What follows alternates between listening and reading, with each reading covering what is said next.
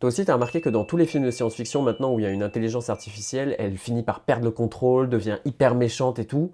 Mais pourquoi?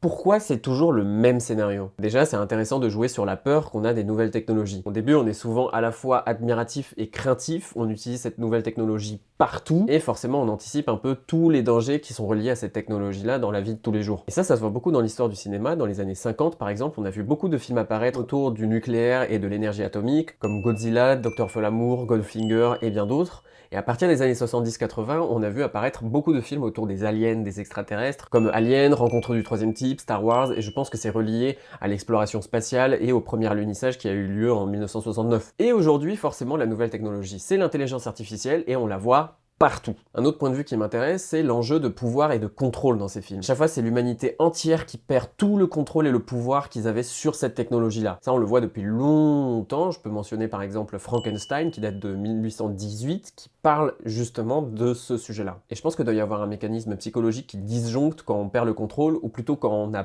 peur de le perdre, ce qui serait pas étonnant au vu de certaines personnes. Et en faisant mes recherches, j'ai vu que récemment des études ont été menées pour relier cette peur de la perte du contrôle ou du pouvoir à des troubles obsessionnels compulsifs, de l'anxiété sociale, voire même du PTSD. Alors je pense que ces films qui font de l'IA l'ennemi ou l'antagoniste jouent beaucoup sur cette peur-là, justement. Et au-delà de ça même, est-ce qu'on pourrait pas dire qu'on a dans le monde occidental une culture de la domination et un imaginaire du pouvoir sur les autres cultures qui existent depuis les débuts de la colonisation, en fait? Mais peut-être que je m'égare aussi, je ne sais pas. Donc peut-être que l'idée de l'intelligence artificielle qui gagne le contrôle sur nous dans les films, ça peut entrer en résonance avec notre peur intime de perdre le pouvoir sur notre réalité.